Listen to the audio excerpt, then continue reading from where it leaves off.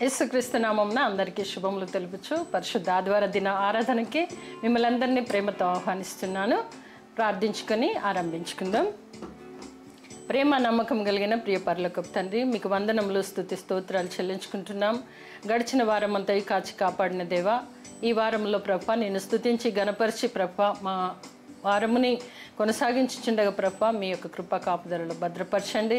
ప్రాముఖ్యంగా మిమ్మల్ని స్తుతించి గణపరిచి నాయన నీ దివ్యమైన వాక్కును విని వాక్యానుసారమైన జీవితం జీవించుటకు యవన బిడ్డలకు ప్రత్యేకంగా, మరి యవనస్తులకు, చిన్న బిడ్డలకు, పెద్దలకు అందరం కూడా నీ వాక్యానుసారమైన జీవితం జీవించే కృపను దయచేయండి తండ్రి ప్రభా. మరి వాక్య లేఖనములను ప్రభా మేము ధ్యానించుకొనుటకు ఆత్మతో సత్యముతో నిన్ను ఆరాధించే కృప దయచేయమని యేసు పరిశుద్ధ నామం అడుగుచున్నాను పరమ తండ్రి, ఆమేన్.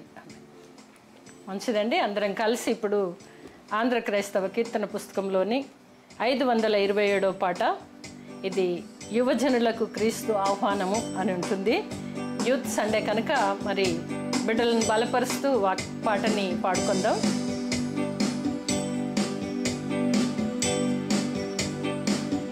క్రైస్తవ యువక నిజమంతయు గనుమా, నీ బ్రతుకంత మారుటే మేలు, కోరుము జీవమునే, కోరుము జీవమునే. ఓ క్రైస్తవ యువక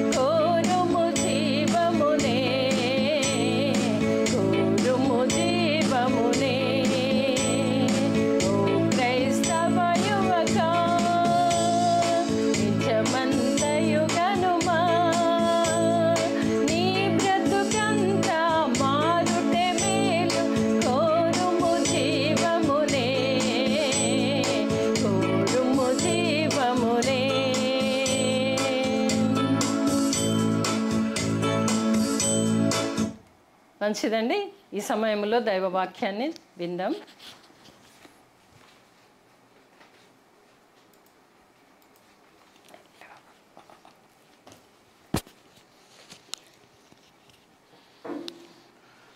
ప్రభు అయినటువంటి యేసుక్రీస్తు నామములో మీ అందరికీ వందనములు.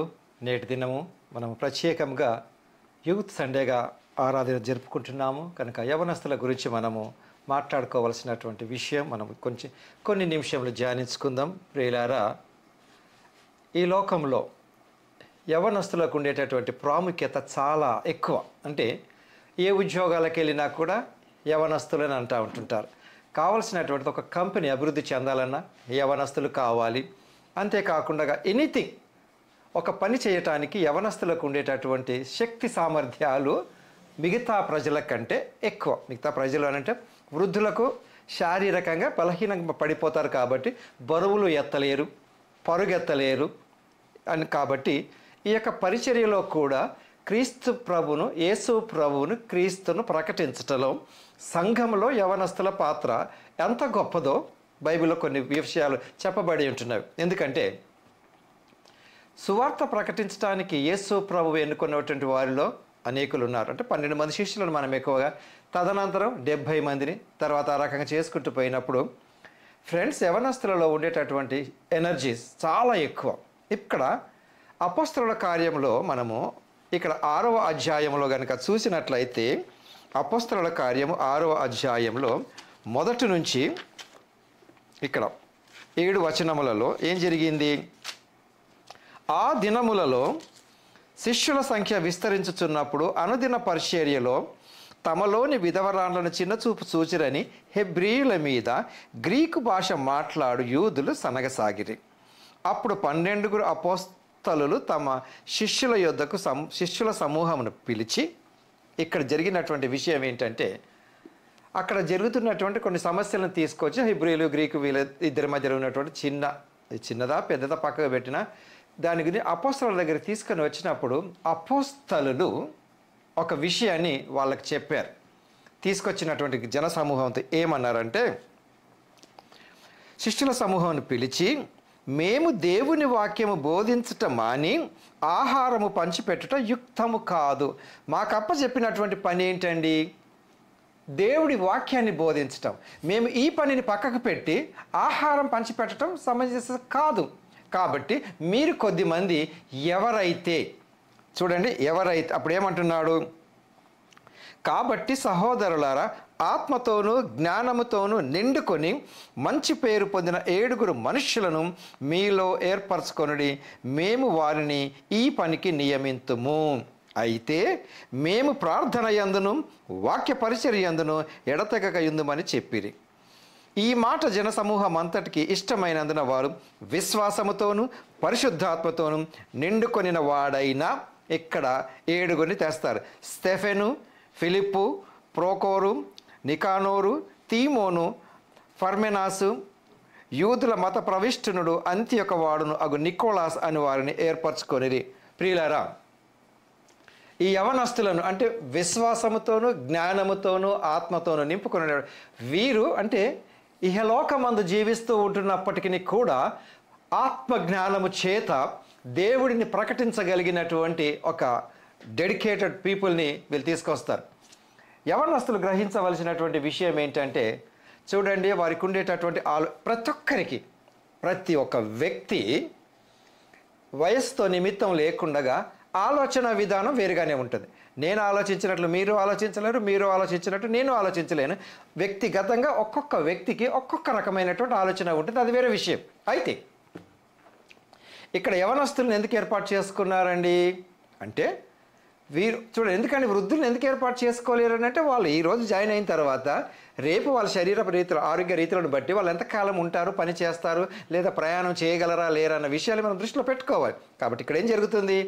వీరు ప్రభు పరిచర్య కొరకు వీరిని తీసుకొచ్చినారు. ఈ గుర్తింపు అక్కడ ఉన్నటువంటి ప్రజలలో ఈ 7 ఉండిందండి. నా యంగ్స్టర్స్, యవనస్తులు ఆలోచించవలసినటువంటి విషయం ఏంటంటే, అసలు నన్ను కూడా నేనుండేటటువంటి సొసైటీలో, సమాజం, ఎనీథింగ్, చర్చ్, నువ్వు ఒక ఏరియాకు చెందిన వాడవు, ఒక కాలనీలో ఉంటావు, మేబీ అది ఏమంటారండి గ్రేటెడ్ కమ్యూనిటీ అంటారా, గేటెడ్ కమ్యూనిటీ అంటారా, ఆ ఏరియాలో ఉండొచ్చు, ఒక చర్చిలో ఉండొచ్చు. నీకు ఇటువంటి గుర్తింపు ఉందా అన్నది కూడా ఒకసారి ఆలోచించుకోవాలి. ఒకవేళ అటువంటి పరిస్థితే కనుక ఈరోజు ఎవరికైనా వస్తే ఎస్, ఆ 7గురిని వాళ్ళు సంఘం, ఆ జనసమూహం గుర్తించిన మాదిరిగా నాకు గుర్తింపు ఉంటుందా అన్న విషయాన్ని ఒకసారి ఆలోచించుకోండి యంగ్స్టర్స్. ఎందుకంటే today's youth are tomorrow's church. నేటి యువ సమాజమే రేపు కాబోయే సంఘాలు. అవునండి, మన జీవనోపాధి కొరకై ఉద్యోగాలు చూసుకుంటూ ఉంటుంటాం, మంచిదే. ఉద్యోగం లేకుండా నా జీవనోపాధి కాదు. అలాగని చెప్పి నేను పరిచర్యలో భాగస్తుని కాను అనుకోవడానికి కూడా వీల్లేదు. నీ ఉద్యోగంతో పాటు పరిచర్యను కూడా నువ్వు కొనసాగించుకోవాలి. లేదండి నేను పూర్తిగా అందులోనే ఉంటాను అని అనుకుంటున్నప్పుడు నేను తీసుకోవాల్సిన నిర్ణయాన్ని కూడా నేను ఒకసారి ఆలోచించుకోవాలి. నేను పరిచర్యలో ఉంటున్నప్పుడు ఎస్, నేను సంపూర్ణ సేవకే నేను సమర్పించుకుంటున్నాను అనుకున్నప్పుడు కూడా ఇహలోకపులో ఉండేటటువంటి సుఖభోగాలు నీకు ఉండకపోవచ్చు. ఆలోచించుకోవాలి. అప్పుడు నన్ను ఏం చేయాలి అంటే, నాకు సంపాదన అంటే ఎక్కడి నుంచి వస్తుంది? దేవుని వాక్యం ప్రకటించినప్పుడు నన్ను ఇతరులు పోషిస్తారంటారు. గుడ్. వారికి దేవుడి పట్ల ఉన్నటువంటి ప్రేమ, అభిమానం, అనురాగాన్ని బట్టి నన్ను పోషిస్తారు. ఇక్కడ ఒక యవనస్తుడిగా నేను తీసుకున్నటువంటి నిర్ణయంలో తేడా రాకుండా నేను చూసుకోవాలి. అందుకే అన్నారు కదా, ఆత్మతోను జ్ఞానంతో. ఏంటి ఆ జ్ఞానం? ఇహలోక భోగములను నేను అనుసరించకూడదు, ఇహలోక భోగములను నేను కోరుకోకూడదు, ఇహలోక భోగముల యందు నేను ఆసక్తి చూపకూడదు. జ్ఞానం అంటే ఏంటి?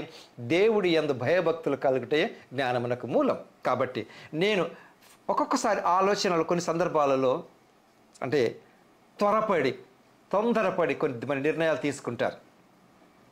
నిర్ణయాలు తీసుకున్నప్పుడు ఏమైపోతుంది? నేను ఆశించింది వేరు, పొందుతున్నది వేరు అయినప్పుడు నేను తీసుకున్న నిర్ణయం తప్పని నేను ఆలోచించుకోవాలి అవకాశం లేకపోలేదు. అప్పుడు ఏం జరుగుతుంది? అయ్యో, నేను అనవసరంగా తప్పు చేసినానని చెప్పి నేను తీసుకున్న ప్రభువు యొక్క వాక్య ప్రకటించడం నుంచి నేను తప్పుకునే అవకాశాలు ఉంటుంది. యవ్వన ప్రాయములో నువ్వు తీసుకునే నిర్ణయం చాలా ఆలోచించి తీసుకోవాలి. తొందరపాటు మూలంగా అంత సరైన నిర్ణయాలు తీసుకోలేదు. కాబట్టి ఒక్కొక్కసారి యొక్క అనుభవజ్ఞులు ఏమంటుంటారంటే, ఆనందంలో ఉన్నప్పుడు వాగ్దానాలు చేయకూడదట, బాధతో ఉన్నప్పుడు నిర్ణయాలు తీసుకోకూడదట. ఎగ్జైట్మెంట్లో నేను అది చేస్తాను, ఇది చేస్తాను అని కొద్దిమంది అనుకొని నేను ఇది చేస్తాను, అది చేస్తాను అనుకుంటుంటారండి. అది ఒకవేళ జరగనప్పుడు కొన్ని సందర్భాలలో ఏంటి అంటే, జీవిత అనుభవంలో నీకున్నటువంటి అనుభవం నీ వయసును బట్టి 16, 17, 20, 25, 30, 35 ఎంత ఉంటుండొచ్చు. వాళ్ళని యవనస్తులు అంటూ ఉంటుంటాం కదా. అది దాని తర్వాత పెళ్ళిళ్ళు అయిపోయి పెద్దవాళ్ళు అయిపోయిన తర్వాత 50, 60, 70 అలా ఉన్న వాళ్ళకి వాళ్ళ జీవిత అనుభవం వేరు, ఏమండి శారీరక ఆరోగ్య రీతులు వేరు. యవన ప్రాయంలో నువ్వు తీసుకునేటటువంటి నిర్ణయము ప్రభువుకు ఆనందకరంగా నువ్వు ఉండటానికి, లేదా ప్రభువును ఆనందపరచటానికి, ప్రభువు ద్వారా నువ్వు పొందినటువంటి మేళ్లను ఇతరులకు పంచటానికి నువ్వు తీసుకునేటటువంటి నిర్ణయం చాలా తీసుకునే నిర్ణయం చాలా గొప్పది. నువ్వు ఉద్యోగం చేయొచ్చు, ఎక్కడ ఉద్యోగం చేయాలనుకుంటున్నావు, కానీ ఇక్కడ యవనస్తులలో ఉండే మంచిదేనండి. ఎవరైనా ప్రాయంలో నా యొక్క భవిష్యత్తు ఇలా ఉండాలనుకోవటం మంచిది ఆలోచన. ఒక గురి కలిగి ఉండటం ఇంకా మంచి ఆలోచన. ఏంటి ఆ గురి? నాకు ఒక ఉద్యోగం కావాలి. నా పరుగు ఏంటి?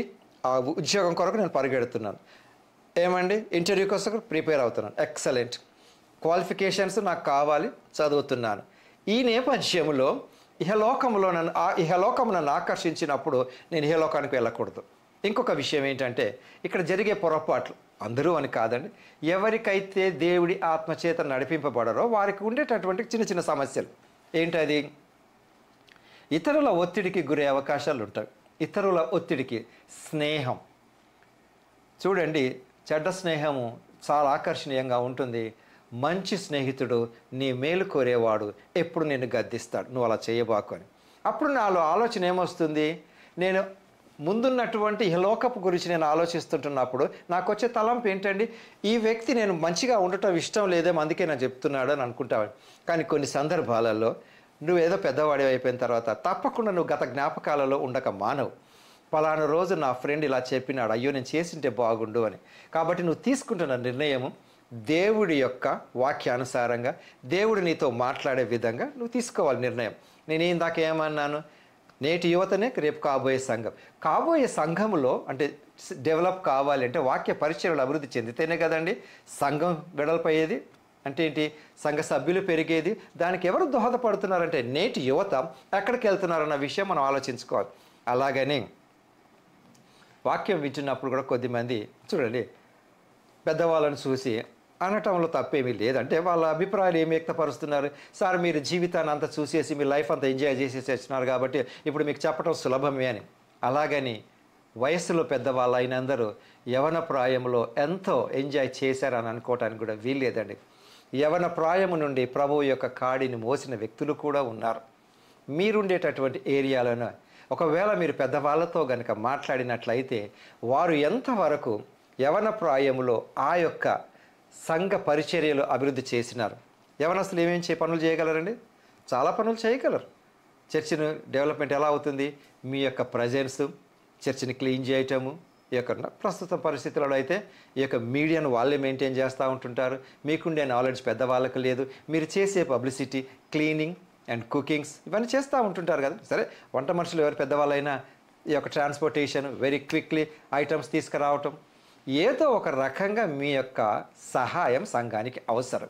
అంతేకాదండి కేవలం డబ్బుపైనే కనుక మనం పెట్టుకున్నట్లయితే పరలోక రాజ్యం గురించి ప్రకటించడం కొంచెం తగ్గే అవకాశాలు లేకపోలేదు. ఎందుకని? మనీ మనీ మనీ మనీ అని ఎప్పుడు మనం మనీ పైన పెట్టుకున్నప్పుడు నేను డబ్బు సంపాదించాలి, ఇలా ఉండాలి, అలా ఉండాలి అని ఇక్కడ వచ్చే సమస్య ఎక్కడి నుంచి వస్తుందంటే ఇతరులతో నిన్ను నువ్వు పోల్చుకున్నప్పుడు ఆ యొక్క సమస్య వస్తుంది. ఏంటది? చూడండి అందరు క్లాస్మేట్స్ ఒక క్లాస్ రూమ్లో అంటే మేబీ హై స్కూల్ వరకు అయితే 35 ఒక లిమిట్ ఉంటుంది. 35 లేదా 40 ఉంటారు, 35, 40. అదే కాలేజీలో కనుక వెళ్ళినట్లయితే 70, 80 వరకు ఉంటారు. ఇంకా హయ్యర్ ప్రొఫెషన్స్లో ఒక్కోసారి 200 కూడా ఉంటారు. ఓన్లీ లెక్చర్ ఉంటుంది అక్కడ. అందరినీ నేను పలానా వ్యక్తిలాగా ఉండాలి, పలానా వ్యక్తిలాగా ఉండాలని నేను పోల్చుకోవటం ఎంతవరకు సమంజసమో ఒకసారి మీరు ఆలోచించండి. నువ్వే ఆ వ్యక్తి అతనిలాగా నేను ఉండాలి అని అనుకుంటున్నప్పుడు చూడండి కొద్దిమందిని ఆదర్శంగా పెట్టుకుంటాం, పలానా వ్యక్తి రోల్ మోడల్ పెట్టుకుంటాం. That is different. కానీ comparison is different. Role model అంటే ఏంటి? ఎవరో మన తిమోతి పత్రికలో అంటాడు కదా పౌలు గారు, విశ్వాసులకు మాదిరిగా అనేది రోల్ మోడల్గా అంటారు. అంతే కాదు. ఇక్కడ మనం ఏం చేస్తూ ఉంటుంటాం, ఆ వ్యక్తి కాస్ట్లీ షర్ట్ వేసుకున్నాడు, నేను వేసుకోవాలి. ఆ వ్యక్తి కాస్ట్లీ బైక్ మీద వస్తున్నాడు, ఆ బైక్ నాకు కావాలి. పలానా వ్యక్తి కాస్ట్లీ మొబైల్ వాడుతున్నాడు, అది నాకు కావాలి. మా క్లాస్మేట్స్ అంతా ఫారిన్ కంట్రీస్కి వెళ్ళినారు, నేను వెళ్ళాలి అనుకోవటం తప్పేమి కాదండి. కానీ దాని కొరకు నువ్వు ప్రభువును విడిచిపెట్టడం తప్పు. దెర్ ఇస్ అ డిఫరెన్స్ కదా. కాస్ట్లీ ఐటమ్స్ నువ్వు కావాలి, కానీ నాకు కావాలి కావాలి కావాలి కావాలి అని ప్రభువుకు దూరమై వేరే పనులు చేయకూడని పనులు చేసి రావడం మంచిది కాదు. కాబట్టి ఫ్రెండ్స్, యవన ప్రాయంలో నువ్వు తీసుకునేటటువంటి నిర్ణయం ఫస్ట్ ఆఫ్ ఆల్ నిన్ను కాపాడుతుంది. నెంబర్ 2 సంఘానికి ఉపయోగకరంగా ఉంటుంది. నేటి యువత రేపటి సంఘం అన్నాను. Youth are the backbone of the church. అంటే ఏంటి? సంఘానికి వెన్నెముక లాంటి వాళ్ళు యవనస్తులు. ఈ వెన్నెముక బలంగా ఉంటే నీవు సంఘంలో ఎంతసేపు ఉంటున్నావు, సంఘానికి ఎంత సమయం ఇస్తున్నావు, పరిచర్య కొరకు ఎంత సమయం ఇస్తున్నావు అనగానే చూడండి అందరూ వాక్యం చెప్పలేరు, అందరూ వాక్యం చెప్పాలని కూడా లేదు. కొద్దిమంది ఇన్స్ట్రుమెంట్స్ ప్లే చేస్తారు, నీ పాత్ర ఏంటి? కొద్దిమంది రికార్డింగ్ చేయగలరు, నీ పాత్ర ఏంటి? కొద్దిమంది గెస్ట్ స్పీకర్స్ను లోపలికి తీసుకొని రాగలరు, నీ పాత్ర ఏంటి? ఒకవేళ ప్రభువు పిలుపు వేరకు నీవు వాక్యం చెప్పగలిగిన కెపాసిటీ నీకుందని ఇతరులు గుర్తించి నేను ప్రోత్సహించినప్పుడు దాని మీద ధ్యానం ఉంచి నువ్వు నేర్చుకోగలిగినటువంటిది నేర్చుకొని ప్రభు కొరకు జీవించగలవు. అంతేకాదండి నువ్వు పెద్దవాడివైనప్పుడు ఇట్లా యోహాను సువార్తలో సీమోనుతో ఒక మాట అంటాడు. సీమోను అని పేతురుతో యేసు ప్రభు అడుగుతాం, నీవు నన్ను ప్రేమిస్తున్నావా, నీవు నన్ను ప్రేమిస్తున్నావా, నీవు నన్ను ప్రేమిస్తున్నావా అని 3 సార్లు అడిగిన తర్వాత సరే పేతురు గారు రిప్లై ఇస్తారు. అయిపోయిన తర్వాత ఇవన్నీ చెప్తాడు. గొర్రెల పిల్లలను మేపమంటాడు, గొర్రెలను కాయమంటాడు, గొర్రెలను మేపమని 3-5 ప్రస్తావనలు అయిపోయిన తర్వాత ఒక విషయాన్ని సీమోను పేతురుకు జ్ఞాపకం చేస్తాడు. నీవు యవన ప్రాయంలో ఉన్నప్పుడు నీ ఇష్టమైన చోటుకి వెళ్తావు. అది ఎక్కడ వెళ్తున్నారండి యవనస్తులు? అఫ్కోర్స్ ఆ రోజు యేసు ప్రభువే సీమోను పేతురుతో అన్నాడంటే ఇంత ట్రాన్స్పోర్టేషన్ లేదు, ఇంత ఫెసిలిటీస్ లేవు. అప్పుడే పేతురుతో ఆ మాట అన్నాడంటే నీ ఇష్టమైన చోటుకి వెళ్తావు నువ్వు. కానీ ఒక రోజు వస్తుంది నువ్వు వృద్ధుడు అయినప్పుడు నువ్వు వెళ్ళాలన్నా వెళ్ళలేవో, నీ చెయ్యి వేరే వాళ్ళకి చాస్తావని. కాబట్టి యంగ్స్టర్స్, నీ యవన ప్రాయంలో తీసుకునేటటువంటి నిర్ణయం నీ వృద్ధాప్యంలో ఏం కాకూడదంటే అయ్యో నేను తప్పు చేశానే అని అనుకోకుండా ఉండటం కొరకు ఓ ఐ డిడ్ రైట్ థింగ్ అని నువ్వు అనుకోగలిగినట్లుగా నీ నిర్ణయం ఉండాలి. భవిష్యత్తు గురించి నువ్వు తీసుకునే నిర్ణయం, ఉద్యోగమైనా పర్వాలేదు నీతి యథార్థతో కూడినదై ఉండాలి, సంపాదన అయినా పర్వాలేదు నీతి యథార్థతో కూడినదై ఉండాలి. యవనస్తులున్న ఇంటికి ఆ పేరెంట్స్ ఎంత ఎక్స్పెక్ట్ చేస్తూ ఉంటుంటారంటే, మా అబ్బాయి ఉన్నాడండి, నన్ను చూసుకుంటాడండి, మా అమ్మాయి ఉందండి, నన్ను పట్టించుకుంటుందని అనుకునే విధంగా ఉండాలి. కానీ తల్లిదండ్రులను బాధ పెట్టే విధంగా యవన బిడ్డలు ఉండకూడదు. యవన ప్రాయంలో ఉన్నటువంటి పిల్లలు ఏ ఇంట్లోనైతే ఉంటుండ్రో కొద్దిమంది తల్లిదండ్రులకు చాలా టెన్షన్గా ఉంటుందండి. ఎప్పుడు వాళ్ళ ఇంటికి వస్తారో, అమ్మో ఈరోజు ఏం న్యూస్ తీసుకొస్తాడో, రేపు ఏం న్యూస్ తీసుకొస్తాడని చాలా భయపడేటటువంటి తల్లిదండ్రులు కూడా లేకపోలేదు. కానీ ఇప్పుడు బైబిల్ ప్రకారం ఏంటి, తల్లిదండ్రులను సంతోషపెట్టగలిగినటువంటి యవన బిడ్డలుగా మనం ఉన్నామా అన్నది ఆలోచించుకోవాలి. ఒకసారి ఆలోచించుకున్నట్లయితే, నా డాడీని నేను ఎప్పుడైనా కష్టపెట్టానా, డాడీ పైన నేను ఎప్పుడైనా నోరు చేశానా, మమ్మీ పైన నేను ఎప్పుడైనా అరిచానని మనం ఆలోచించుకోవాలండి.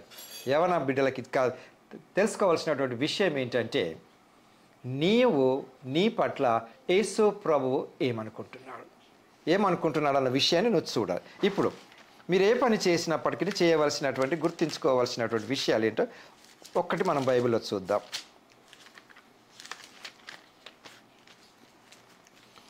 ఫిలిప్పీలకు రాసిన పత్రిక 4వ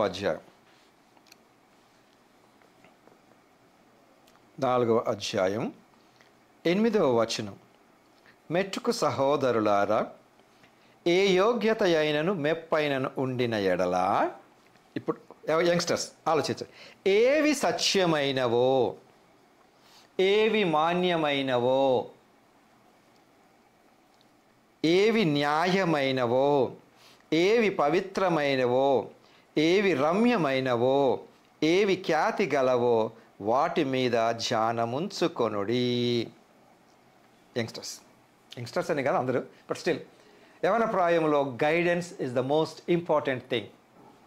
అందుకని కాలేజెస్లలో పెడతా ఉంటుంటారు కెరియర్ అండ్ గైడెన్స్ కౌన్సిలింగ్స్ అని. ఎందుకండి, నీకు భవిష్యత్తు గురించి కొద్దిమంది సందిగ్ధంలో పడిపోతుంటే నేను ఉద్యోగం చేయాలి, ఏం చేయాలి, ఎలా చేయాలి, అవన్నీ ఉంటాయి. కాబట్టి నువ్వు చేసుకోగలిసినటువంటి ఇక్కడ ఎన్నో లెక్క పెట్టండి. ఏవి సత్యమైనవో, నువ్వు కోరుకుంటున్నది సత్యమైందా కాదా. సత్యం యేసుప్రభు ఏమన్నాడు, నేనే సత్యం అన్నాడు. ఓకే, నువ్వు యేసుప్రభుని అంగీకరించినావు, రక్షణ పొందినావు, బ్యాప్టిజం తీసుకున్నావు, ఇవన్నీ ఉన్నప్పటికీ బట్ స్టిల్ నువ్వు జీవించేది ఎల్లప్పుడూ కూడా ప్రభు మందిరంలో కాదు, బయట సొసైటీలో ఉంటావు. కాబట్టి నువ్వు బయటికి వెళ్ళినప్పుడు ఏవి మాన్యమైనవో, అంటే ఏవి మాన్యమైనవో, నెక్స్ట్ ఏమంటున్నాడు, ఏవి న్యాయమైనవో. నీ సంపాదన న్యాయయుక్తమైనదా, నీ ప్రయాణం కూడా న్యాయయుక్తమైనదా. ఎక్కడికి వెళ్తున్నావు, నీ సంపాదన న్యాయమైందేనా, నీ ప్రయాణము న్యాయమైందేనా, నువ్వు ఇతరుల గురించి మాట్లాడుతున్నావు, అది న్యాయమైందేనా. కాబట్టి యవన ప్రాయంలో కొన్ని సందర్భాలలో అనుకునే అవకాశాలు లేకపోలేదండి. ఎందుకంటే వీరి యొక్క ఎక్స్పీరియన్సెస్ను దాన్ని బట్టి వీళ్ళు అనుకునే ఆలోచనలు ఏంటి, నేను ఎవరికి దొరికిపోను, దొంగను అనుకునే ఛాన్సెస్ లేకపోలేదు. బట్ నువ్వు చేస్తున్నది న్యాయమైందా కాదా, నీ ప్రక్కలో దేవదూతలు ఉండి నేను అబ్జర్వ్ చేస్తూ ఉంటుంటారు. తర్వాత ఏవి పవిత్రమైనవో, పవిత్రం అపవిత్రం గురించి మనకు తెలుసండి. భోజనం విషయంలో పవిత్రమైనవి తింటాం, అపవిత్రమైనవి తినాం. అపవిత్రమైనది ఏంటిదనంటే, పవిత్రం కాదు అపవిత్రమైన మీనింగ్ వచ్చినప్పటికీ కొన్ని అపవిత్రం అంటే ఏంటి, దాని మూలంగా ఒక నష్టం జరుగుతుంది, నాలో ఉన్నటువంటి ఆరోగ్యం క్షీణిస్తుంది. లేదు, అపవిత్రమైనటువంటి వస్తువు ఇనితి, కుళ్ళిపోయిన వస్తువు ఇంట్లో పెట్టుకుంటే ఇల్లంతా కూడా కుళ్ళిన వాసన వస్తుంది. కాబట్టి నేను ఇవి అబ్జర్వ్ చేసుకోవాలి. ఏవి రమ్యమైనవో, ఏవి ఖ్యాతి గలవో. ఒక రమ్యమైనటువంటిది అంటే చూడటానికి కూడా ఆకర్షణీయంగా ఉండేటటువంటిది రమ్యం, దృష్టికి రమ్యమైనదిగా. నువ్వు వేసుకునేటటువంటి యొక్క డ్రెస్సింగ్ అయినప్పటికీ రమ్యంగా కనపడటం కొరకు వేసుకునే డ్రెస్సింగ్ విషయంలో కూడా మాట్లాడుతున్నాడు. ఏవి ఖ్యాతి గలవో, విలువదై ఉండాలంటే మెటీరియలిస్టిక్ బ్రాండెడ్ ఐటమ్ అని కాదు. చూడండి, ఖరీదు లేకపోయినా కూడా పువ్వులు ఖ్యాతిగానే ఉంటాయి, వాటి వాసనను వెదజల్లుతూ ఖ్యాతిని ఇవ్వగలవు. కాబట్టి ఫ్రెండ్స్, ప్రత్యేకంగా యంగ్స్టర్స్ విషయంలో కూడా పెద్దవాళ్ళు తీసుకునేటటువంటి నిర్ణయాలు యవనస్తులతో మాట్లాడే విధంగా మాట్లాడండి.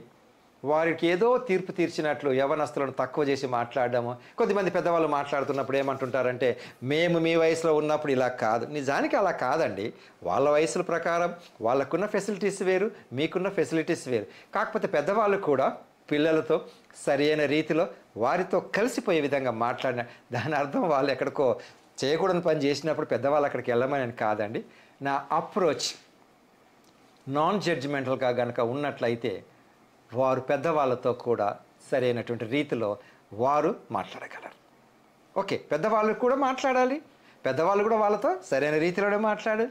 అప్పుడు పిల్లలు కూడా వాళ్ళతో మాట్లాడతారు. ఎవరిని కూడా తక్కువ అంచనా చేసి మాట్లాడకూడదు. కాబట్టి ఫ్రెండ్స్, నేటి దినం వాక్యం ద్వారా మనం విన్నటువంటి విషయాల్ని బట్టి నా మట్టుకు నేను ఎంత పవిత్రంగా ఉంటున్నాను, ఒక యవన ప్రాయంలో ఉన్నటువంటి యంగ్స్టర్స్ ఎవరైనా అమ్మాయి అయినా అబ్బాయి అయినా, నీవు ప్రభువుకు అనుకూలమైనటువంటి జీవితాన్ని జీవిస్తున్నావా? ప్రభువు చేతిలో వాడబడటానికి బలమైన సాధనంగా నీవు ఉన్నావా? ఒకసారి ఆలోచించుకో. కాబట్టి నీ ఆలోచనలు నిర్ణయాలను బట్టి తప్పకుండా ప్రభు నీ యొక్క మంచి ఉద్దేశమును సఫలపరుస్తాడు. అటు కృప దేవుడు మనందరికీ దయచేయును గాక. ఆమెన్. ప్రార్థించుకుందాం.